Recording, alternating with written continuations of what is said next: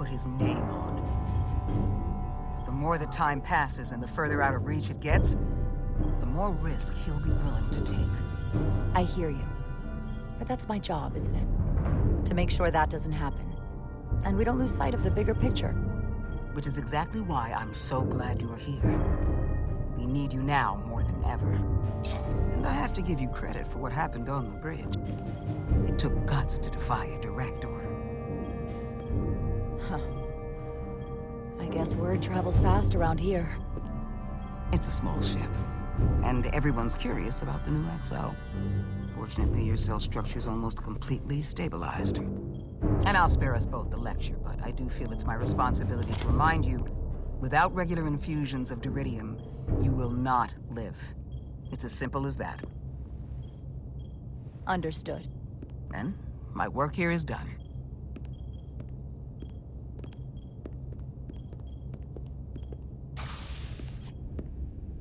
Lieutenant Bedrosian. I came to see if you were okay. We were all pretty worried on the bridge. No one knew what was happening. I'm feeling much better. Thank you. It's just part of who I am. You don't have to explain to me. I understand. I'm just glad you're okay. You trusted me earlier with the shields, and I appreciated that. I want you to know that I have your back.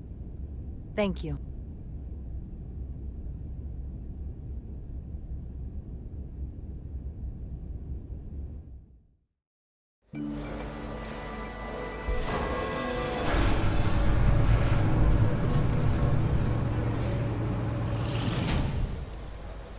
Complete the diagnostic sequence, and this shuttle will be cleared for service. Yes, sir. The storm in the Hotari region will interfere with our transporters, so we need all available shuttlecraft in working order.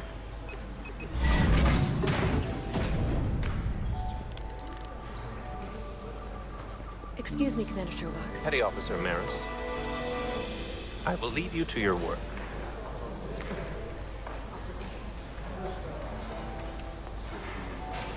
I stopped by sickbay and saw Nilly. I figured you'd want to know. Did the doc get her fixed up? She's stable. But there's something about the storm's radiation that's making it hard to heal the energy burns. That doesn't sound good. She's toughing it out. Dr. Duval said she'll be back on duty soon, though. Come on. I have to run the final diagnostic.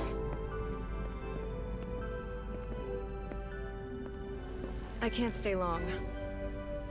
I've got a long to-do list before we get to Hotari, and things are piling on faster than I can check them off. We're making all our last-minute checks in security, too. Tactical and security are short-staffed. Well, nothing's ever 100%, but we'll be good to go. And if you wait until you are ready, it's probably too late. Which is why I didn't want to wait for just the right time. I had a chance to think about this while I was away. Then you and Nilly almost got killed out on the hull. And I thought it was important that I just come out and tell you. Instead of tiptoeing around it. Or worse. Now, this is just a guess, but you like me. Is that what this is? How'd you know? Must have been pretty obvious. Which is funny because... Well, you know, I was hoping. I guess that makes this a little easier to say. We've been really good friends for a long time. I want to see if there's more between us than just being friends.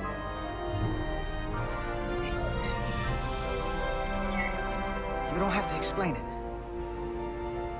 I feel the same way. There is something between us. So, do you want to find out what that something is? If it's there for you, and it's there for me, why not give it a try? Are you kidding me? I just said yes. I wanted to be sure I heard that right. These are uncharted territories. I'd call it a chemistry experiment. You know, with us. Inquiring minds are gonna want to know about this, so... Do you tell Nilly, or do I? I wouldn't worry about that. Level 1 diagnostic complete. I have to get back to that to-do list. They're probably looking for me. Can't blame them.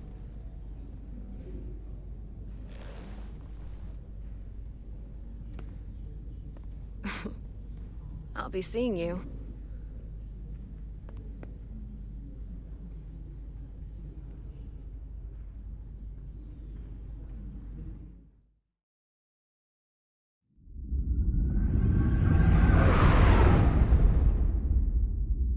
Approaching the rendezvous point outside Atari space. Helm, bring us out of warp. Dropping to impulse. Ionic interference surging, Captain.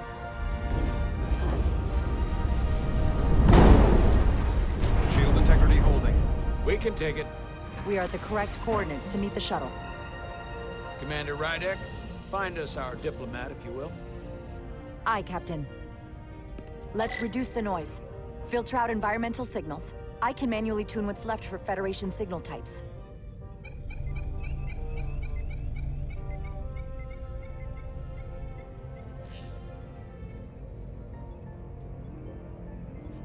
I've located the shuttle. Opening comms. On screen.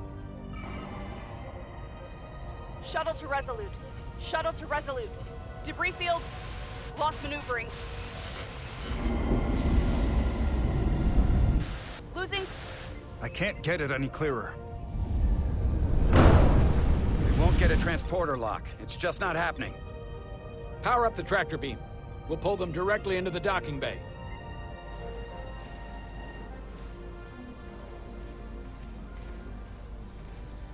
Diaz, you good to run the tractor emitter? Yes, sir.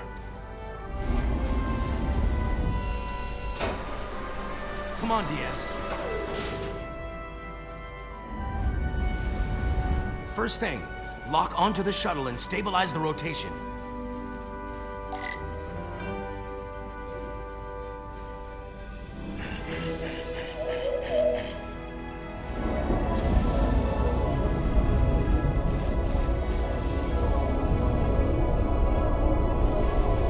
We're pulling in debris. I'm on it.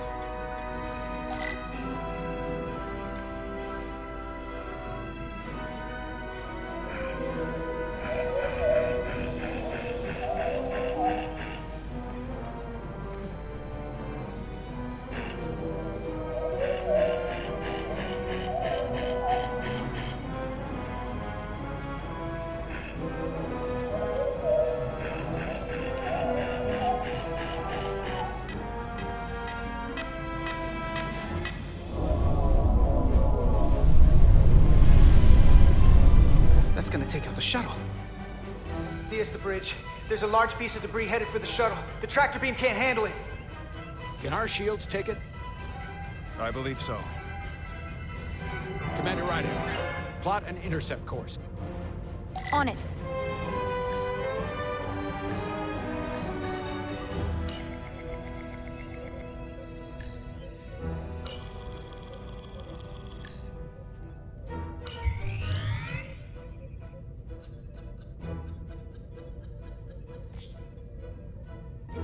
Here we go. Maneuvering thrusters bearing 53 Mark 17, 200 meters on an intercept course. Maneuvering.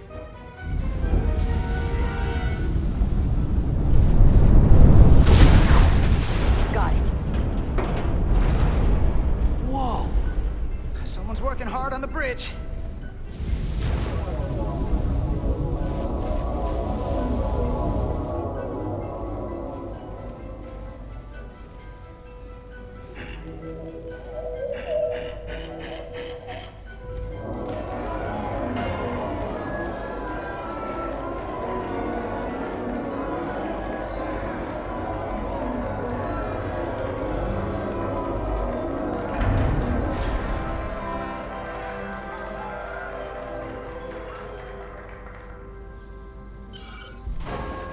We got the shuttlecraft on board. Good job. We're on our way down to meet them.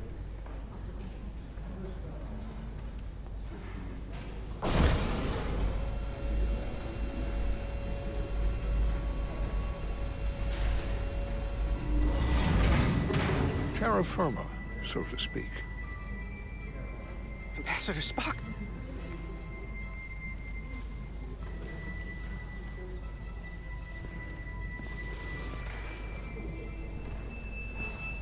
The captain will be right down to meet you, sir. In that case, I will wait for him here.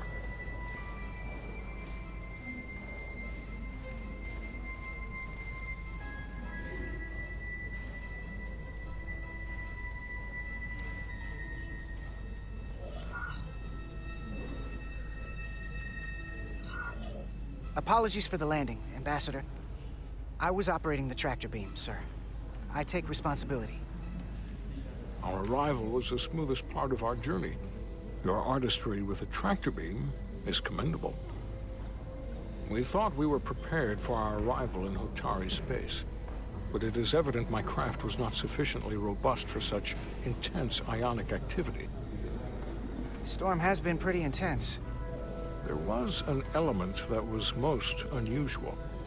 Before you came to our aid, our maneuvering thrusters and impulse engines were rendered inoperable. So we attempted a short traversal at warp speed, only to find that we could not achieve warp at all, even though our diagnostics computer showed no faults or anomalies. What do you make of that? When all indications say that warp speed is possible, but in practice, we find it is not. Well, this storm is one of the strangest phenomena we've ever encountered. It's disrupted other systems. Who knows what it might do to a warp drive? Yes, it would seem further investigation is called for. Take readings, run some additional diagnostic checks, and we'll get to the bottom of this.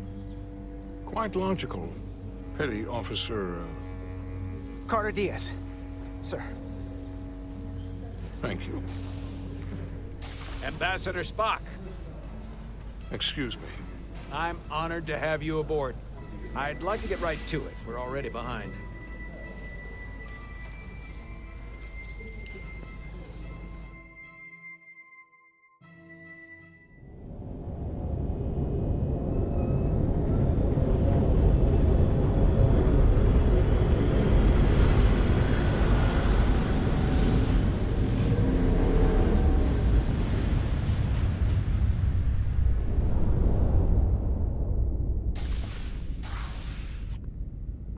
Ambassador Spock, my senior staff.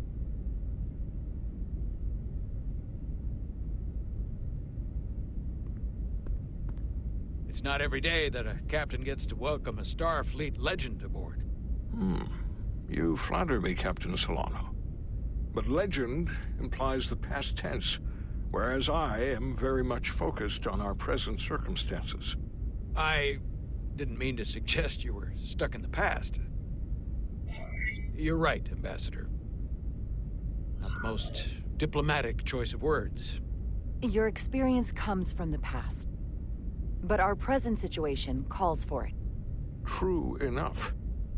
We were hoping you could fill us in on the details.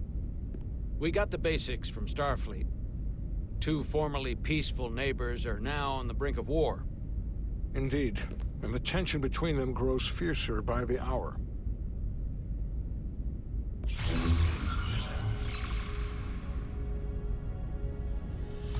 Lydia and Hotari. The Lydians are the more advanced species. They made first contact with the Hotari over a century ago. This is Tau, the Hotari moon. It is rich in dilithium, and for decades, the Hotari and the Illydians have shared a mining operation there. The Illydians provide the technological resources, while the Hotari have served as the labor force. The stability of that arrangement was the source of their peace, until recently. The Hotari have suddenly and forcefully seized control of the mining operations and expelled the Illydians from their system. That is the official story, as told by the Hotari when they requested Federation mediation. But the details remain scant. Communications between all parties have been limited by the ionic interference. What are the Hotari defensive capabilities? Do they stand a chance to hold on to the mines now that they've taken them? It is unlikely the relatively primitive Hotari forces would prevail against the Elydian fleet in open war. But it would have been equally unlikely to predict they could take possession of the mines until they did just that, which leaves many unanswered questions. Left unchecked, this conflict will result in more bloodshed, which is what we are here to prevent. And the dilithium trade hangs in the balance. Clearly, the Hotari have been exploited in this relationship. Maybe we can persuade them peace is the more profitable alternative for everyone.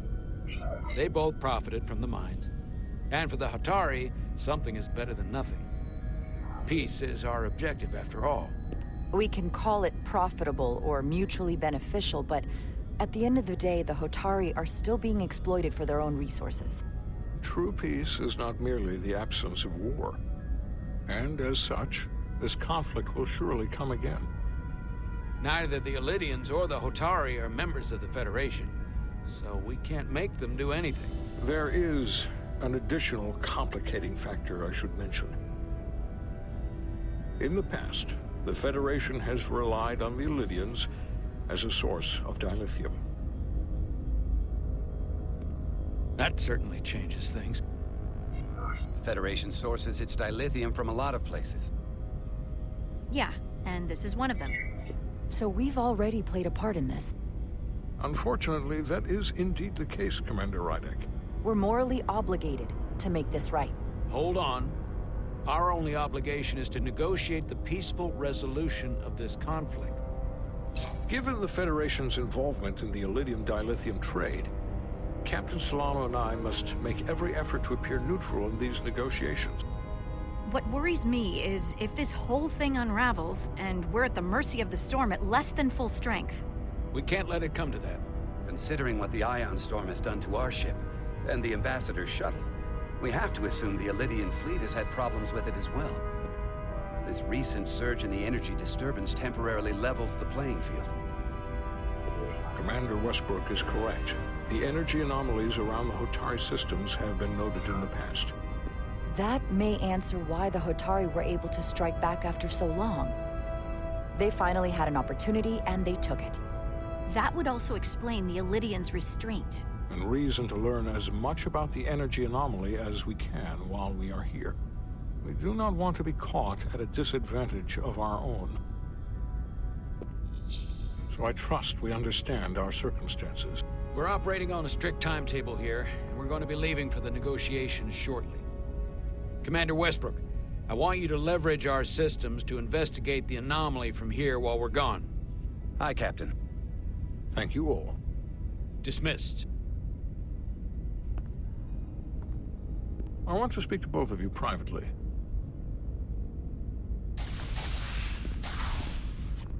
Ambassador Spock, I'd like to make a formal introduction. My first officer, Commander Jara Rydek. Commander, as you are aware, there are limits to what Captain Solano and I can do in our official capacity as representatives of the Federation. But someone in an unofficial capacity, your first officer, Commander Rydek could ingratiate herself to certain parties behind the scenes, where they may be more candid in revealing information that could lead to a resolution. She certainly goes her own way. Maybe that helps in this case. I'm honored to be included in the negotiation process.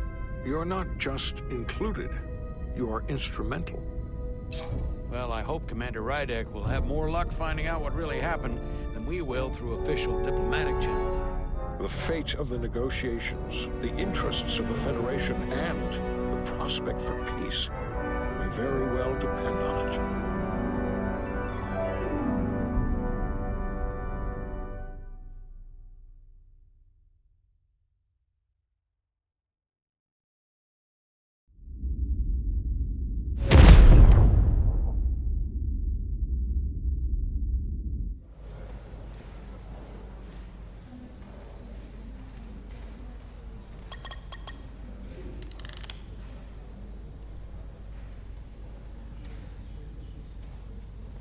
Mr. Diaz, I understand you have already discussed the warp drive failure with Ambassador Spock?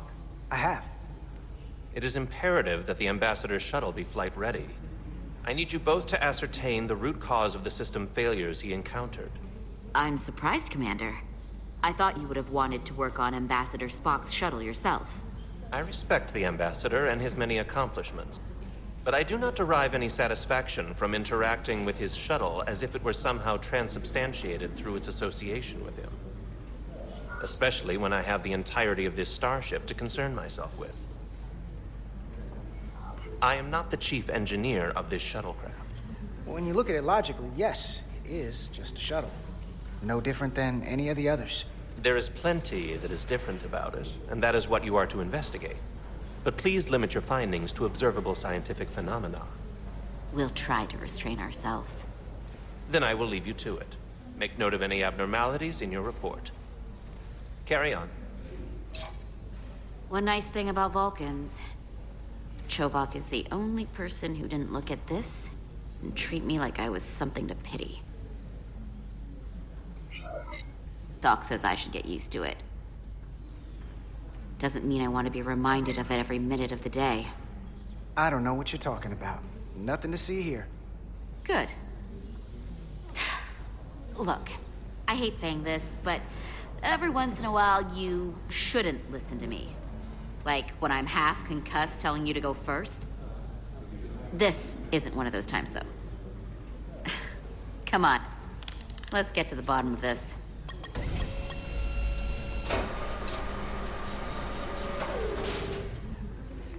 Ready to go? All set. Let's run the diagnostic.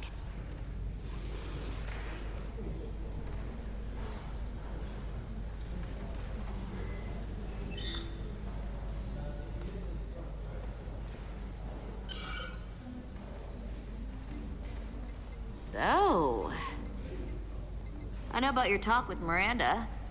You do? She sent me a Priority 1 dispatch right after your conversation. I'm happy for you. Both of you. Thanks. But I'm only going to tell you this once. Don't screw this up. Because I would be very unhappy if you tried this out and then, I don't know, 6 weeks or 6 days later, I have to start splitting holidays between the two of you. All because things went south and you're not on speaking terms. That just isn't gonna work for me. That's not gonna happen, okay?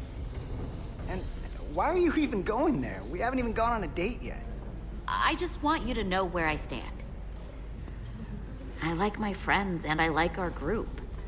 I don't want to lose that. Is that thing done yet? Yeah, it's wrapping up. Let's see. The relays along the primary EPS are blown. The backup relays are all intact. An EPS overload from the warp drive could cause that. But how did the shuttle end up dead in the water? Huh. Well, maybe the ship's data recorder can tell us something.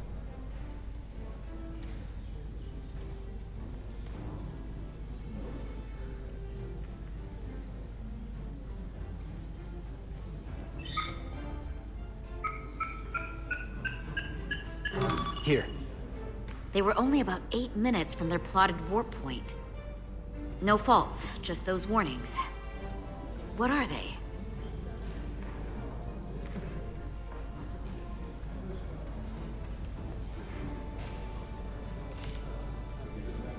The warp field became inverted suddenly. I've seen this happen when the center warp coil cracks. A cracked warp coil throws a fault code. Still, we should take a look.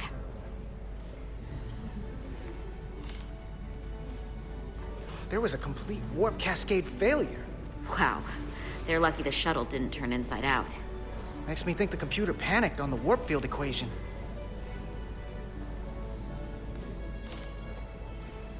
Subspace variance out of tolerance. What does that mean? It means the main navigation array lost sight of space somehow. Will the array going offline cause that? Yes, but it should have also thrown a fault code. Any one of these failures should have thrown a fault. If it was caused by a system failure.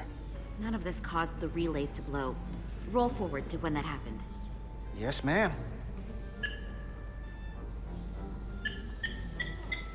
So here, they take a moment to get their bearings and they attempt to re-engage the warp drive.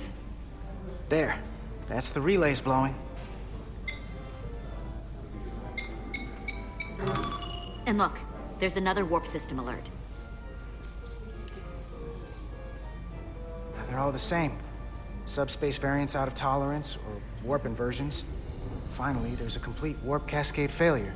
Then it's one of two things. Either a warp coil is cracked, or the navigation array is offline. That makes sense. Divide and conquer. You want to check the warp coils or the navigation array? I'll check the other. Let's not overcomplicate this. One of these systems is likely broken. I'll check the navigation array.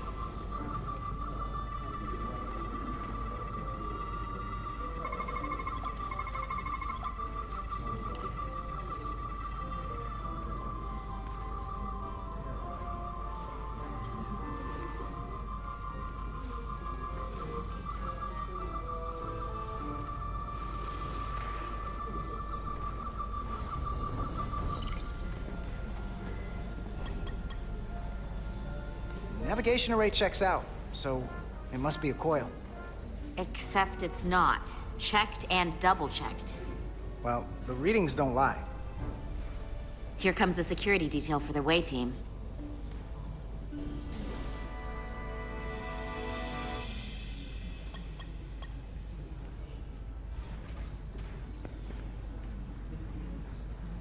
Hey. I'm not here. We're escorting the negotiating team to the surface as soon as they come down from the bridge. I don't want to interrupt some important work. I was just hoping to see you before I go.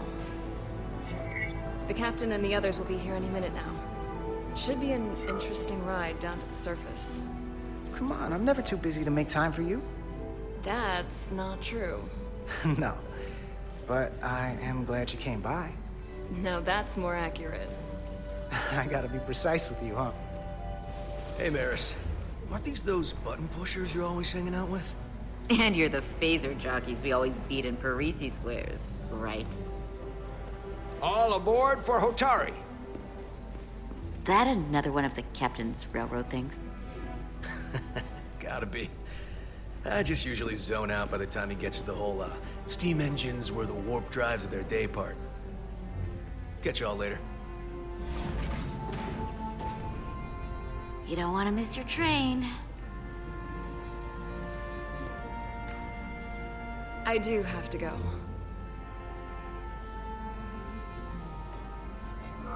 Not gonna lie, I'd rather not leave right now.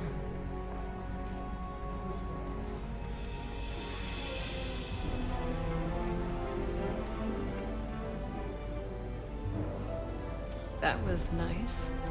Yeah, it was. Save some of that for when I get back. We've got a deal.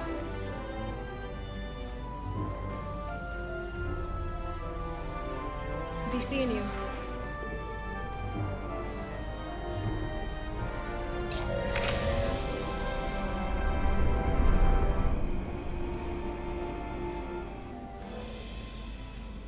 Etzelarda Diaz.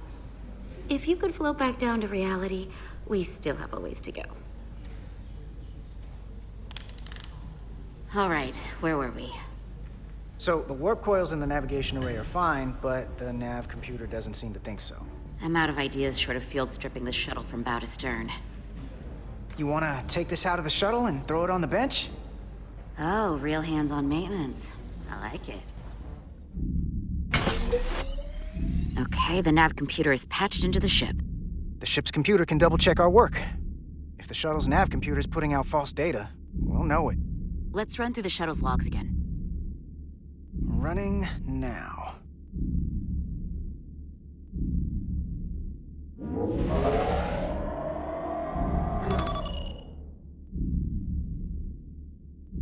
Same. Warp field inversion and a cascade failure. However, the Resolute computer doesn't show the same subspace variance. We're in the same conditions that the shuttle was in when it failed. Why wouldn't the ship's computer get a matching result? What if the subspace variance was a momentary occurrence? That's a possibility, and it would explain why the simulation under our current sensor readings failed to reproduce the issue. But a subspace anomaly strong enough to cause a warp field collapse would leave graviton ripples for days. Let's run with the momentary subspace variance theory for now. Roll forward to the shuttle's attempt to re-engage the warp drive. We need the conditions of space around the shuttle at the moment of warp failure. Resuming simulation.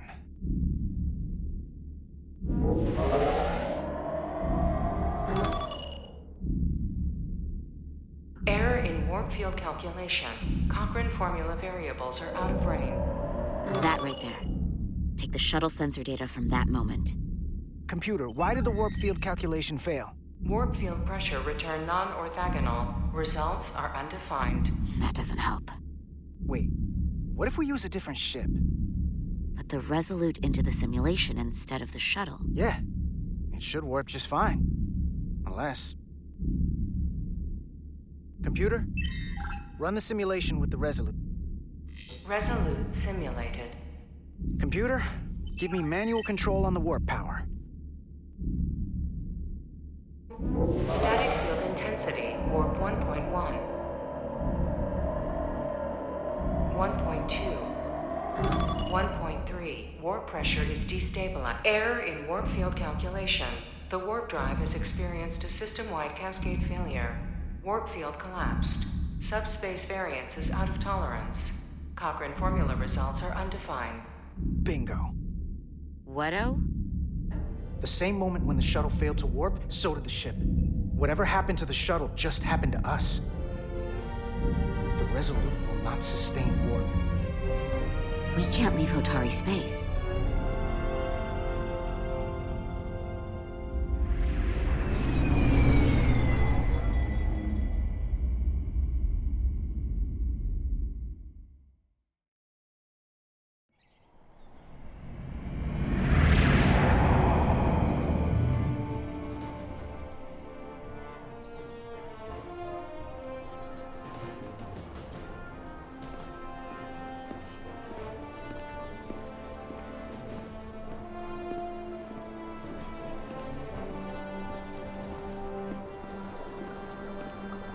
Ambassador Spock, Captain Solano, welcome to Hotari. We are honored you have come. My name is Tylos Altaris, Minister of Diplomatic Affairs. The honor is ours. And this is Commander Jara Rydick, first officer aboard the USS Resolute. You'll find she has a keen mind and unique insight into the dynamics between the Hotari and the Illydians. It's very nice to meet you. Likewise, I hope... These must be the representatives of the mighty Federation. The reigning authority in the galaxy. Or so we've been led to believe. Whether that's true or not remains to be seen. But, either way, we're grateful you've made the time to come to our little corner of the universe. And you are? This is Galvin, and this is Citron, the heroes of the revolt in the mines.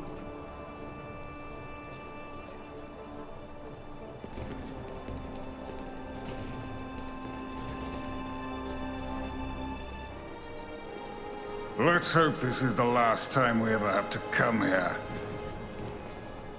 If you'll excuse me.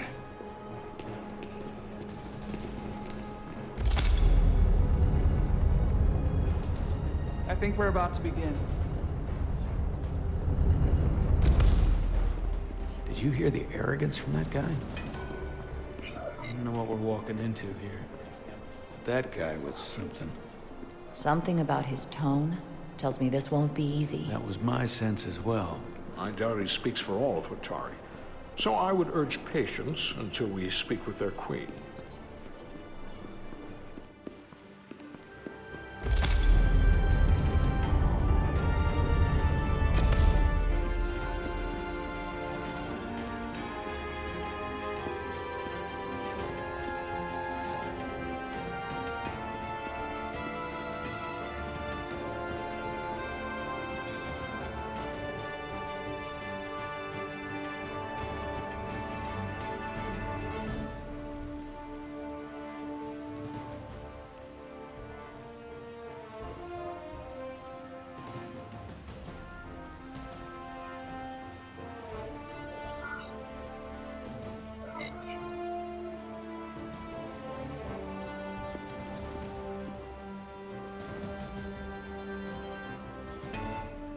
Ambassador Spock, welcome to Hotari Prime. The honor is mine, Your Majesty. That the Federation would send one of their most respected representatives is not only an honor to the Hotari people and their queen, but recognition of our stature and importance. Let's get on with it, shall we? With all due respect to the Federation and their ambassador, they have no authority here. We are not members of their alliance. We are not subject to their rule, nor yours. We demand the immediate return of all mining operations to Elydian control, as it has been for centuries and will be for centuries more. That has always been our understanding. That understanding has changed. Then you invite war! And if you cannot remain silent, you will be silenced. But his point is well taken. What is the Federation's interest in this matter? Perhaps you would have us trade one oppressor for another? The Federation remains neutral. Our only interest is the peaceful resolution of this conflict. We are here at your request, Your Majesty. For now. Saying this wouldn't be easy was an understatement. I thought they wanted us here. Was there something you wanted to say, Captain? Oh, no. My apologies. And what about the Kobliad? She's not part She of... can speak for herself, can't she? Then let her.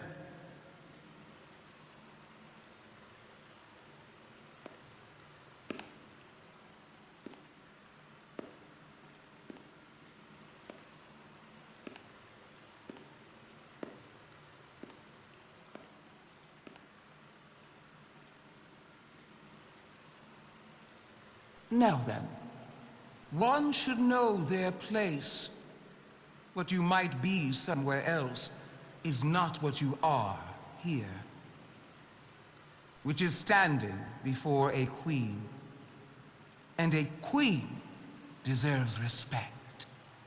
A bow is not too much to ask. Is Hotari Prime, heart of the Hotari system. My name is Commander Jara Rydek, Your Majesty. I prefer to be called by my name, not my species. Then I suppose that makes us even. Commander Rydek. You are Kobliad.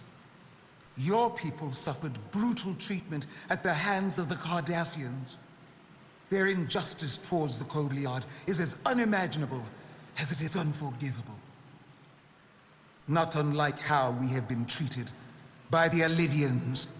As much as they'd have you believe they are the victims here, remember it was the Hotari who attacked us. Hundreds of innocent Elydians were slaughtered without mercy in those mines. The blood is on their hands, not ours! Quiet! If after all the Kobliad suffered, you finally had the chance to right that wrong, to get out from under their control, would you take it? Or would you negotiate a peace?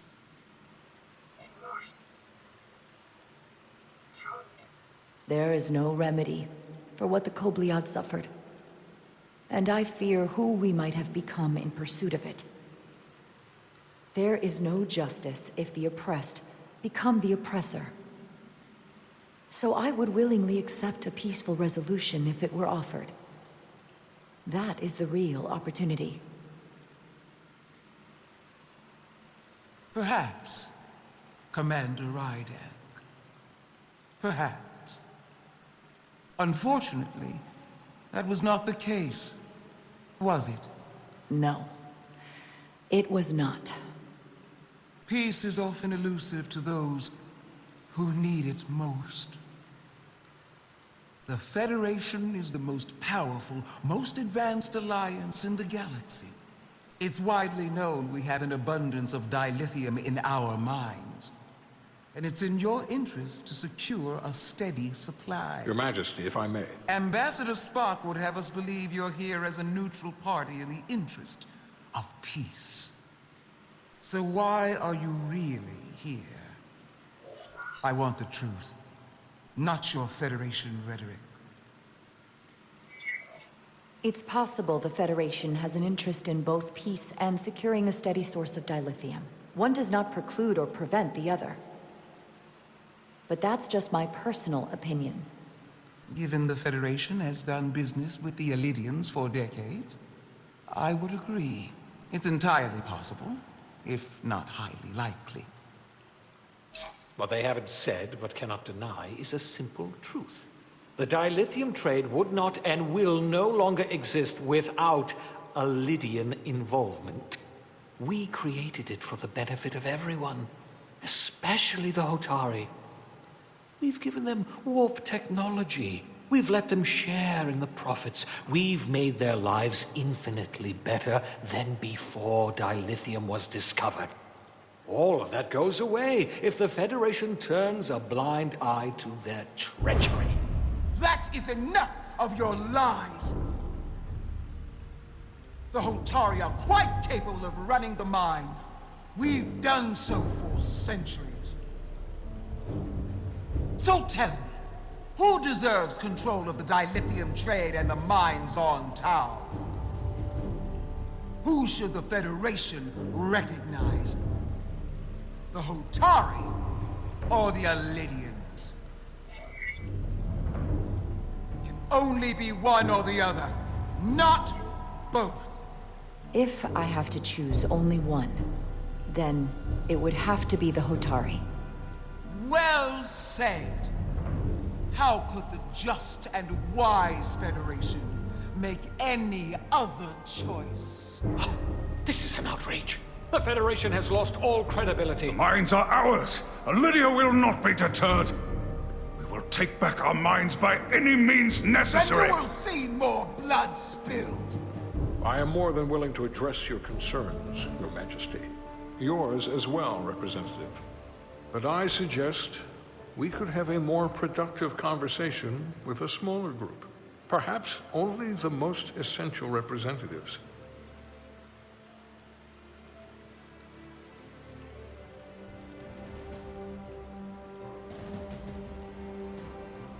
I suppose there is some sense to that.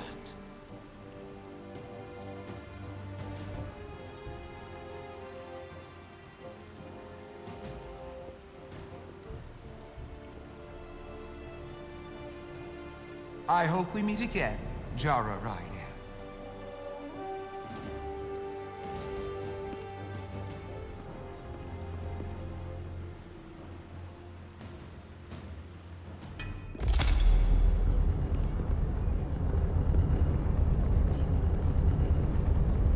Spock and I will cover everything on the diplomatic front. You make nice with the locals and see if you can get some answers. We need to find out why the Hotari are so willing to risk war. What happened in those mines?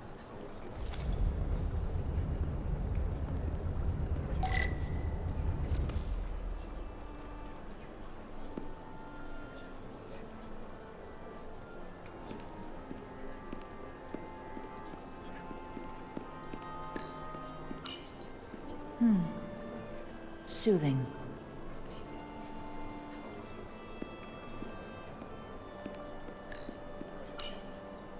Commander, I'm glad you've chosen to side with the Hotari. I knew the Federation would see through the Elydians' baseless claims and protect the interests of my people. Even though the Hotari should have control of the mines, some of the Elydian claims are still valid. There you're wrong, but we can agree to disagree.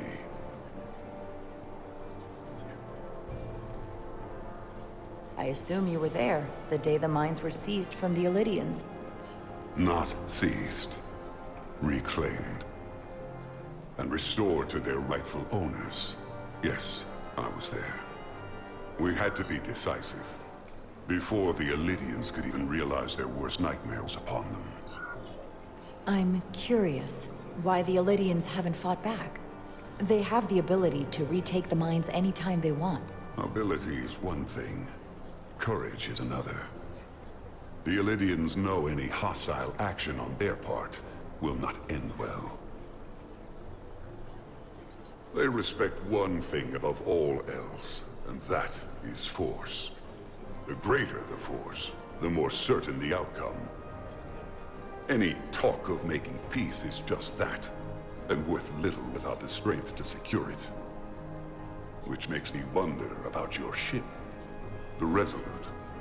Undoubtedly the Federation's finest warship. Ready to contend with anything the Elydians might have in store. Or is that not true? Maybe I've misjudged it. It wasn't designed as a warship. More for scientific research and exploration. But the Federation must have ships designed for war. Technically, they're Starfleet ships representing the Federation. But yes. I see. Sidron. A pleasure meeting you, Commander. I'm sure we'll cross paths again.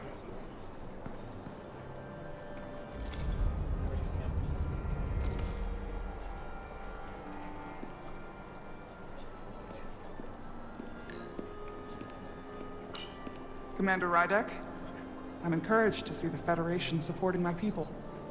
I'm afraid of what might happen without your help. If anyone deserves thanks, it's Ambassador Spock. No one is more invested in negotiating a peaceful settlement to this conflict than he is. I'm so glad. We need his help before the situation escalates further than it already has. It's been very trying. I saw you speaking with Sidron, our national hero. I'm curious, what did he say? He seems to be of the opinion that negotiating for peace is a waste of time. Because force is the only blunt instrument he understands. He's a miner, not a diplomat. For the first time in our history, the Hotari have the upper hand. We see ourselves as strong instead of downtrodden. New voices have risen up. Old voices shouted down. Galvin and Sidron have become national heroes. Now, they have the Queen's ear. Better or worse, depending on your perspective. I take it they're against a negotiated peace with the Elydians. Heroes tend to want more of what made them heroic. If it were up to them, they'd wage all-out war and bring ruin upon us all. My fear has been that the Elydians will launch an attack and crush us. You've seen their starship, no doubt.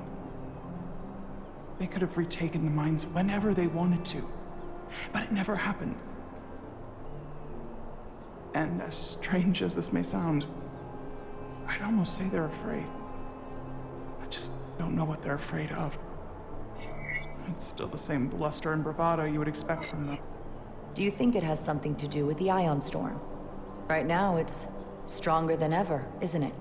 It's entirely possible. I'm not a scientist, but I do know the storm has knocked out all kinds of systems. So maybe the Elydians weren't willing to risk their ships, given all the interference.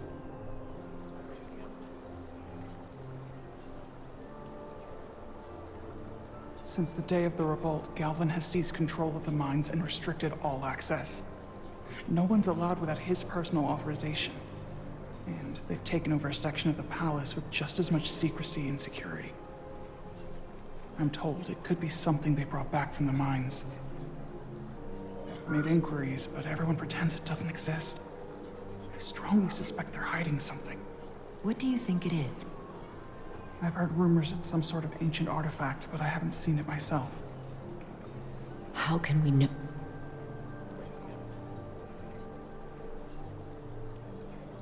I'd better see what's happening. Do you think you can find out what they're hiding? I need to see proof of something before I can make my case to the Federation. I can try, but even if I found it, I might not know what to make of it. Take this. You can use it to capture whatever you find, and then send it to me.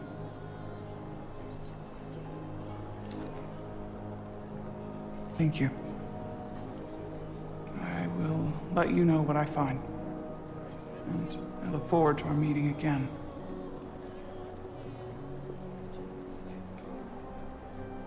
Sorry, I couldn't help but notice you were speaking with the Hotari this whole time.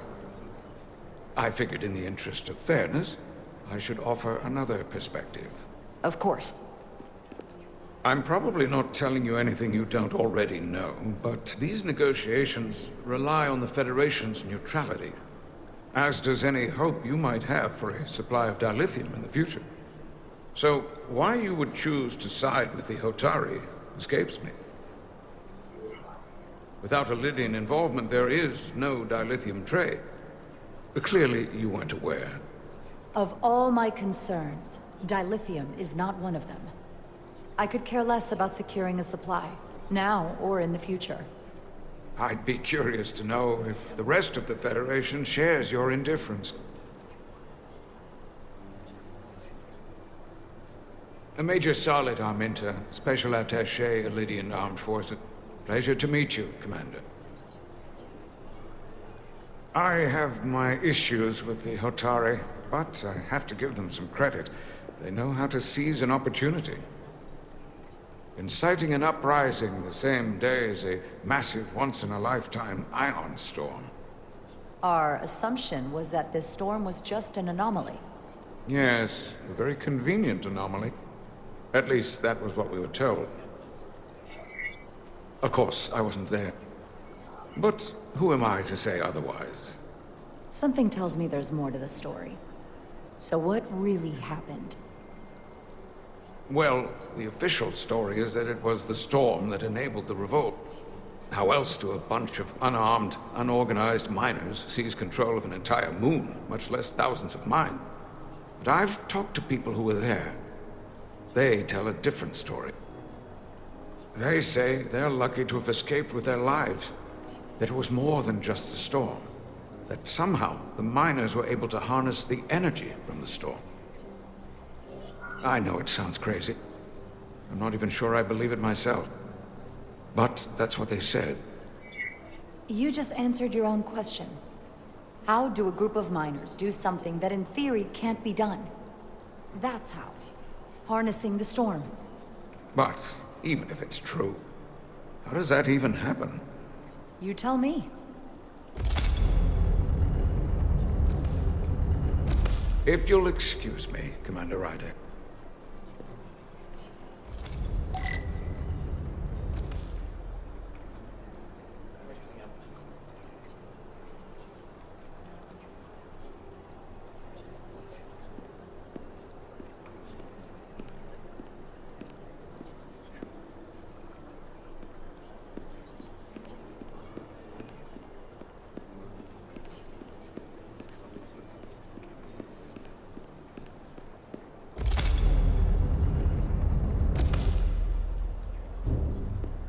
Well, that was a disaster. What happened? The Hotari refused to concede anything, so the Elydians stormed out. The Hotari did not invite us here as peacekeepers. I hope your efforts were more fruitful than ours.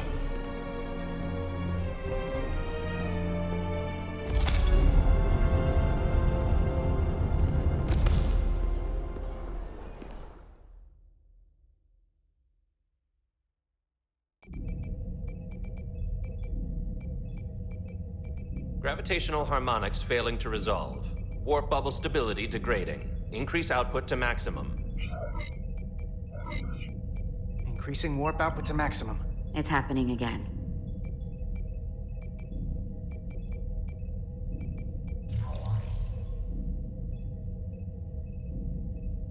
It is evident that presently, the Resolute cannot achieve warp propulsion. Since our diagnostics rule out any problems with our warp systems or anything about the ship, the problem appears to be the fabric of space itself. Space itself? You're saying something about this region of space prevents warp travel? Prevents it, or can't sustain it. However improbable, that appears to be the case. Well, couldn't we slow-boat it out of here at impulse speed? It may come to that, but we don't know how far this warp dead zone extends. Captain Solano is on his way back from the negotiations, and I want to have some answers for him when he gets here. Indeed. Given the facts at hand, we may be able to deploy subspace probes around the ship to construct a clear picture of the phenomenon. Around the ship. I'll prep a shuttle.